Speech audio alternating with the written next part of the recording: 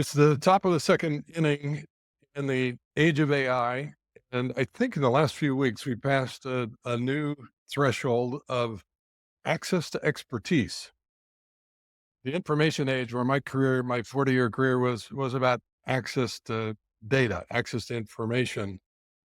And with the introduction of ChatGPT, I think we moved into access to intelligence. But with the introduction of agents and operators and reasoning engines in the last 6 weeks, it feels like we've moved into the global access to expertise, maybe even capability. Capability meaning intelligent, able to act, hopefully on our behalf. Last week, Sam Altman, the CEO of OpenAI, estimated that their new product, Deep Research, could do a single digit percentage of all economically valuable tasks in the world. He added, that's a wild milestone. So think about that. These new models can do an increasing amount of economically valuable tasks in the world. You're listening to the Getting Far podcast. I'm Tom Vander Ark, and here to unpack all of this and to build a bridge to deeper learning as a, a solution set is Aatash Parikh, the CEO of Inquire, and Kali Frederick, professional learning designer at the High Tech High Graduate School of Education. Kelly and Aatash, welcome. So it's great Thank to you, be Tom. here, Tom. Thank you. It's Aatash, you're a technologist. Did you buy anything I just said? Is it a big freaking deal that we now have global access to pretty great reasoning engines and at least the beginning of agents and operators? I think it's definitely a big deal. It, it's really quite an unknown where it's all heading and you know what types of jobs it's going to replace and what kind of real work it can truly do. But I did have a chance to try out the deep research tool last week, and I was very impressed, and it allowed me to do some market research for our startup that we could have done, or we could have maybe hired somebody to do, but we had never got around to it, or it was kind of a big administrative task. And I was able to kind of pipe it to the deep research and come back in 10 minutes and see what it came up with. And it was quite powerful. And it had references to data, to articles, to sources that made it a level of trustworthiness higher than just chat GPT on its own. So I think there's absolutely something there. We'll see where it goes. Aatash, Mason and I were talking yesterday about the labor market implications of reasoning engines and agents, and we're already seeing evidence. We're seeing tech companies engage in layoffs, and we're starting to see signs of softening in the early labor market, particularly for graduates. And Mason, I think we're going to see college graduates this year face real challenges in hiring, both because companies are beginning to deploy AI, but it's also they're sort of living into the predictions of AI. So it's both the deployment of AI and the potential that they see. Do you see these changes in the labor markets really becoming visible this year? I do, and I can speak, even just from the perspective of running our business. And I mentioned my use case with the deep research. There are all kinds of things around administrative tasks, especially research oriented, data cleaning, data curation. A lot of those pieces I can see that would typically be entry level roles for college and university graduates. I I see folks turning to AI before looking to hire somebody for a lot of those tasks. And that's really what I mean by access to expertise, that you really now have a group of graduate students, agents that can do work that you would have had to hire for. So as Reed often would say, a world of possibility has just opened up.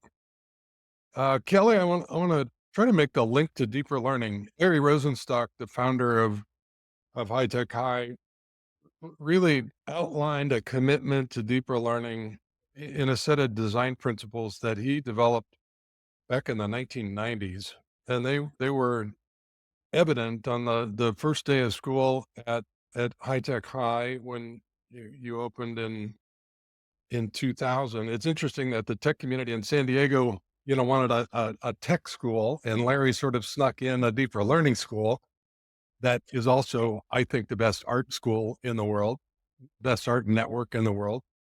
So I think Larry was really prescient about seeing where the world was headed and building a response around deeper learning. Was he right? I guess is deeper learning now more important than ever? And do you see it as an adequate response to what's happening in technology and in the workforce? Absolutely. I mean, you all are speaking about the changes in the workforce and the needs for post college economic participation, right, with the graduates. And it's looking at our K 12 schools, it's going to be critical for our students to be prepared, for young people to be prepared to adapt to the needs, right, and to their interests, and really finding a way to bring their passions and their interests and their drive into the the next formation of whatever this economy looks like, with the influx of AI supporting with those administrative tasks. It kind of gets rid of those entry level positions, right? Where you would build some of your reputation and your skills in these industries. Put a big underscore under that. I think you made a point that we haven't adequately noted, that experience is more important than ever, but probably harder to get. It's going to be harder to get those Mhm. first jobs for high school and college graduates, and experience is more valued by employers. And so there's a bit of a conundrum. It's part of why career connected learning is so important in high school, because you're creating valuable experience. You're not just preparing kids, you're inviting them into contribution, into valuable experiences.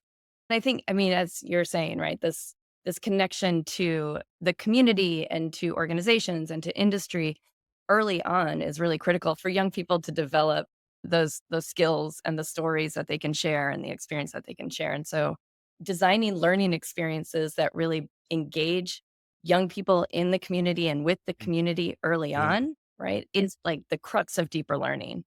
And last year at the Deeper Learning Conference at High Tech High, Dina Simmons was the keynote speaker, and she spoke a lot about the disengagement of young people.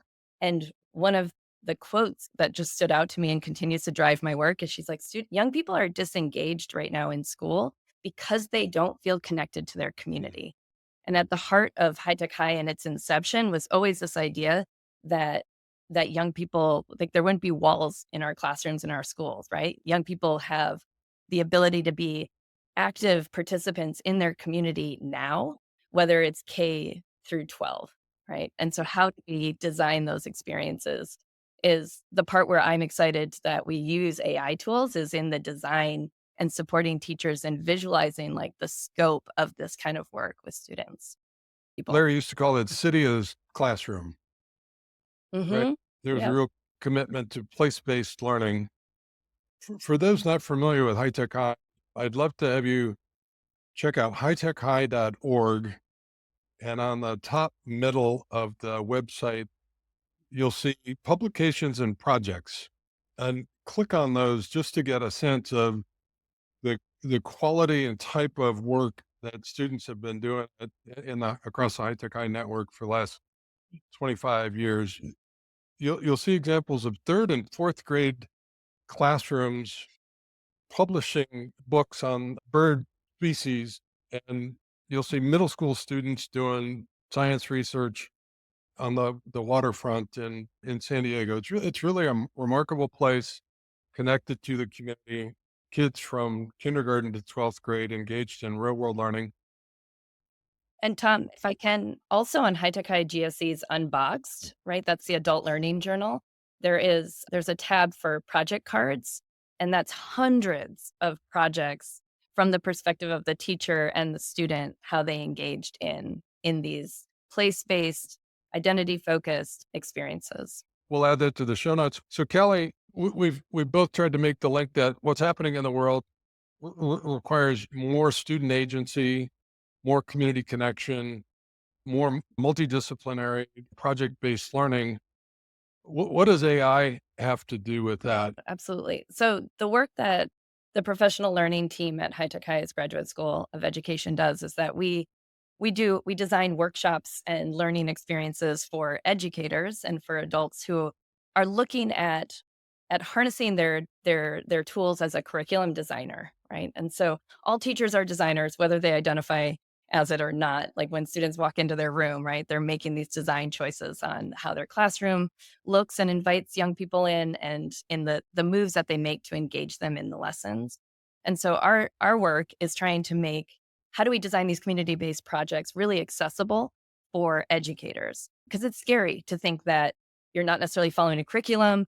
And so you're designing this experience with a community partner or an organization and your young people that you're working with. And so we've sort of co-created the PBL essentials, right? Those 9 essentials.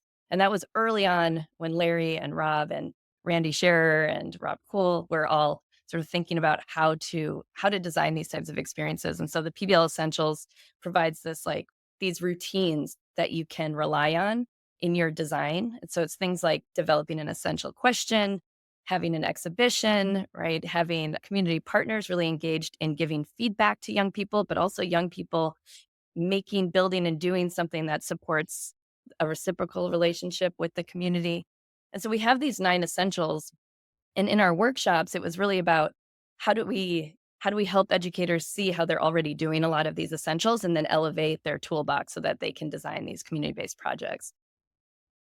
And it was a little bit scary, right? It's scary to build the confidence that you're going to design your own curriculum. And with the essentials, we found a lot of success in helping teachers identify what those rhythms look like on a day-to-day and week basis in a project. With with Aatash and with Inquire, what is beautiful about this collaboration is he took the kaleidoscope, those essentials, right?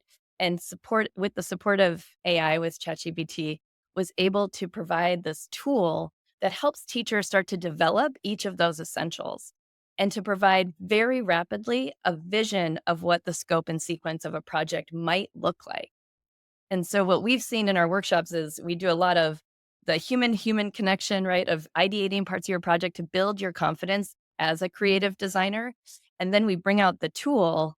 Once they know the essentials, we bring out the AI tool and they start to enter some of their ideas into this AI tool. And you see this collective like gasp, and like they feel so confident in seeing a possible scope and sequence of a project, that they feel ready now to embark on that journey with young people. And that has been sort of across the board, with whether we're working with high tech high teachers and using the tool, or we're working with other school districts. When we bring this AI tool out and they get to see how AI can be a, a tool, a companion in developing the essentials, and then providing a quick overview of what a possible scope and sequence might look like for a project, teachers feel ready to do this kind of work with young people and with their community. Tosh, what's the origin story of Inquire? Before I get to that, I think just to underscore some of the pieces that came up earlier around the role of deeper learning in AI, and just to tie back to, the examples that I was sharing earlier about how we're starting to use it in our work. I think it's becoming clearer and clearer that the deeper learning skills that High Tech High has been helping students develop for the last 25 years are the most critical ones. I mean, I'm having to, how do you effectively prompt the AI, and then how do you effectively parse what it's giving you to know whether the information is accurate, trustworthy, it has the right meaning and value, and then being able to connect with others around the work, and some of the relational pieces that the AI can't do.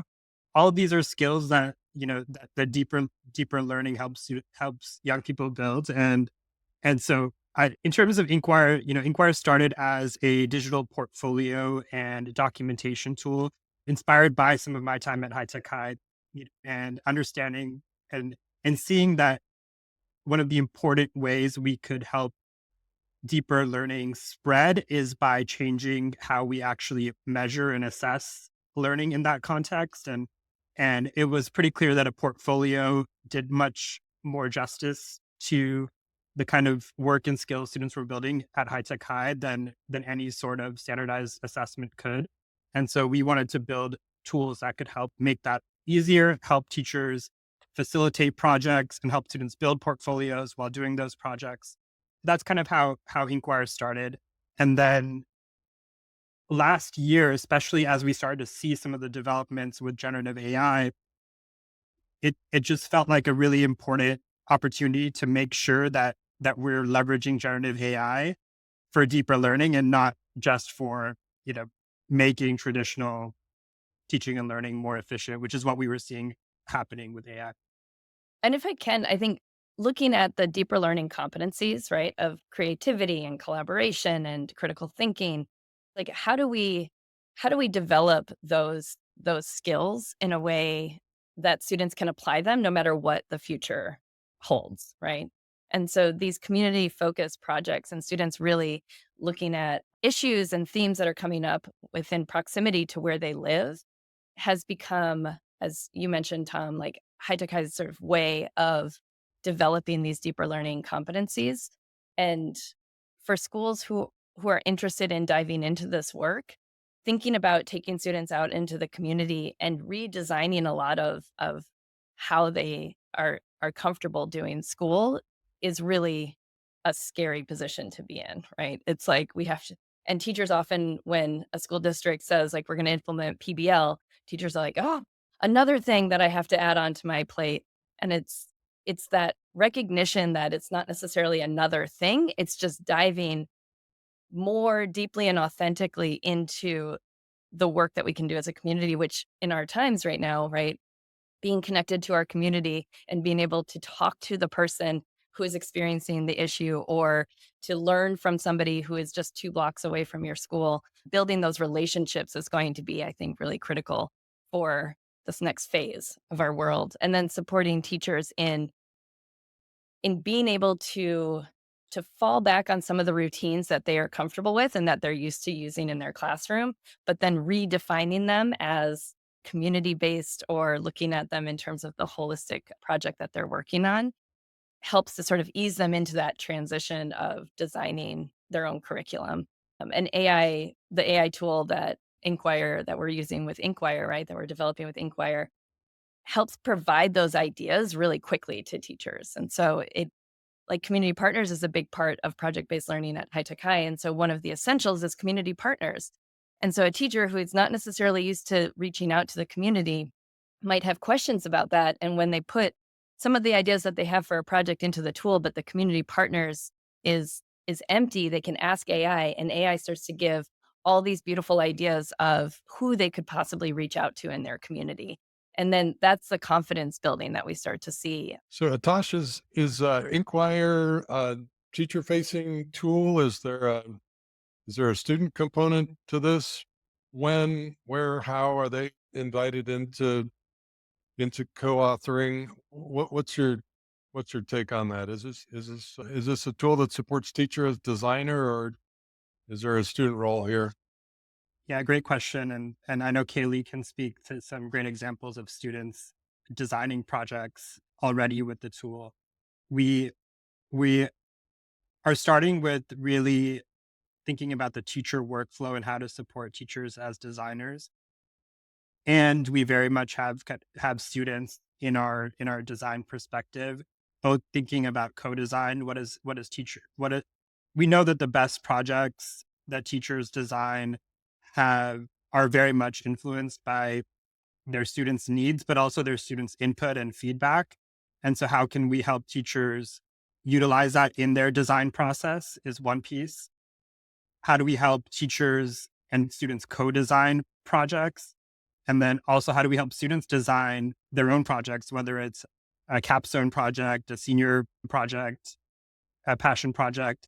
we know that there are all kinds of skills that students can build when thinking about how to design their own projects. And if we can scaffold some of that work for the students too, that's really exciting for us. So the way we're doing it right now is we're starting to roll out with teachers, but with some of our partners, including Kaylee and her team, we're starting to have students in there and doing some design work themselves as well.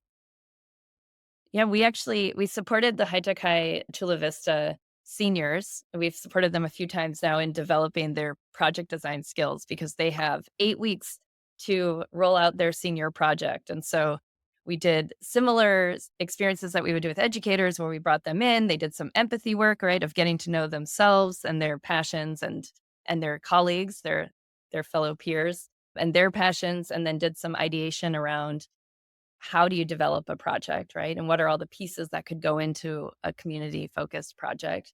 And then use the tool to help develop other components like the essential question component really provides these beautiful guiding questions that you can use in research and in interviews with community partners. And so we really brought the seniors into that experience. And then it's an incredible way too for students to see the scope and sequence that the tool provides, right? It provides a calendar of what your week to week of this project might look like based on the ideas that you put that were the inputs into the tool. And with students, with seniors, they got to see the calendar and it was still teacher facing, right? It said students will research, but they had to then the analytical work became what does that look like for me as an individual? Like I'm doing this project by myself right now. And so how do I take the calendar that they gave me and create my own to-do list for each week to ultimately get this project where I want it to get and where I want it to go. And it was really incredible to watch them sort of develop their own ideas. And then we go back and do the project tunings, right? And we look at here's your rough draft of your design. How do we make this even stronger? And that's in person with colleagues, with community partners to really support young people in developing their project, but it's the same process we would use with educators. So they develop their projects and then they have a draft. We bring people to the table to give feedback on it, a really diverse group of people to the table so that teachers can really develop these beautifully rich experiences with young people. Kaylee, I want to zoom up to the policy level and ask a question about goals and how we structure secondary schools. 30 years ago, California, in a well-intentioned way, sort of locked in a college prep sequences set of requirements. They're called A to G courses. I probably had a hand in helping that happen when we stood up Ed Trust West and an early advocate of that system, trying to get all kids into, college ready curriculum. It now strikes me that it feels quite obsolete and is one of the many barriers to promoting more real world learning for more California kids. Is it time to update the California diploma? Do we need a new way to describe our aspirations, and do we need new signaling systems like portfolios to help equip kids to tell their story? Oh, Tom. We can skip that one because that's a big hairy question. But I just want to acknowledge that Yeah. you're Yeah. doing all this innovation inside an obsolete framework that probably hinders rather than encourages deeper learning. Is that fair? Mm. Well, it kind of goes back to what Rob Reardon always says, right? Creative compliance or creative non-compliance.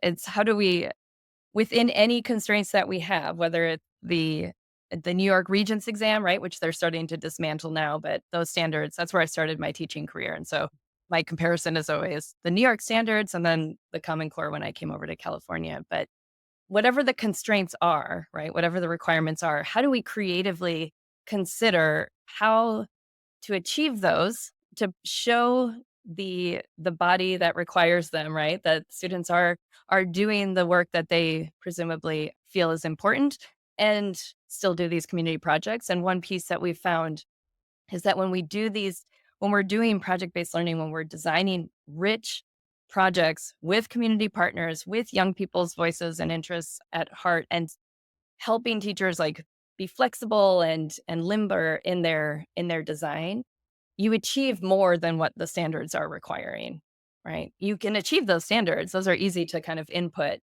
and you go above and beyond. And so part of me, I don't know if we should necessarily publish this, but part of me feels like it's you can give us whatever requirements are needed, and we're still going to be able to input those while designing these deeper Yeah. learning experiences, because deeper learning goes beyond whatever the requirements are given. Yeah. And I do think portfolios and students being able to show their process, like Inquire has this beautiful documentation part of their tool, and it really allows students to document their process, whether it's through video, through audio, through images, right, of how they're developing the skills.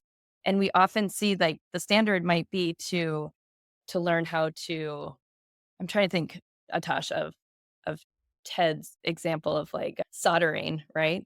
They might Mhm. learn how to solder while taking the video. They're also telling the person next to them how to do it, and it's like, and that might be a natural piece that comes out of videoing that wasn't necessarily the requirement. Like we just want to see that you can solder, but in your discussion with your partner, you're explaining how to do it, what's happening with the soldering, and that wasn't a requirement for the Good. assessment, but you get to capture that beautiful, like, deeper learning moment happening when a young person is also sharing and teaching someone else. And so I do think the portfolios and the documentation, that's the part that we really need to think about and get creative with, is and being able to then identify, like, what are the skills that students are practicing and elevating in those moments. So, Atash, can an AI-powered project-based learner experience platform like Inquire really help foreground powerful experiences and as the Carnegie Foundation hopes to do, move courses and grades into the background? That's the goal. That's the goal. And I'm in New York now, and I'm watching some of those changes at the New York state level around the, you know, replacing the regions as a requirement with potentially more performance-based assessments. And I see the work that ETS and Carnegie are doing. And I think it's very important that we are really thoughtful in what we're building to replace those existing systems. And so I think the work that we're doing with with our portfolio system and designing that with partners like High Tech High, we've recently started working as well with the consortium, some of the consortium schools and the district in New York City that's led by Superintendent Alan Chang, and they had the ability to waive the regents requirement and come up with their own performance based measures for several years. And so as some of those changes affect a lot more schools and districts around the state, and as other policy changes around the country affect other organizations, we're going to have to look at these models and see what effective assessment looks like that's performance based and portfolio based, and really make sure that we are building on what we know has worked and designing around those. So I think there's a lot of important work to be done on that front. Can I just say one more thing too, just to add on to that? Because I feel like when we talk about these documentation and the assessments and the portfolios, it can start to feel really heavy, right? And again, teachers feel that when a new initiative is brought on or the standards are taken away and now it's portrait of a graduate, that can feel really heavy. But at the heart of it, it's how do we get back to these whole human experiences and supporting the development of the whole human, right? The humanity of it and our relationship with place and with our community, and just bringing back the joy and excitement that goes along with actual learning that happens, right? And young people finding out all the secrets that are hidden in the world and designing these types of experiences that really get young people into their communities, working alongside their community partners and members, brings back that intrinsic motivation to ask the questions and to research more deeply. And then the teacher, right, documenting that process, it becomes a really joyful experience. And I think it's about getting back to that as the purpose of education, because when we're in those joyful moments and asking those deep questions, like that's when the deeper learning happens and young people feel feel more prepared and connected to lead in their communities. Hey, we've been talking to Kali Frederickson from the High-Tech High Graduate School of Education and Aatash Parikh from Inquire. That's INKWIRE is it .com? .co. .co. Check out both of those sites. A closing thought. The subtitle to my last book was Schools Alive with a Sense of Possibility.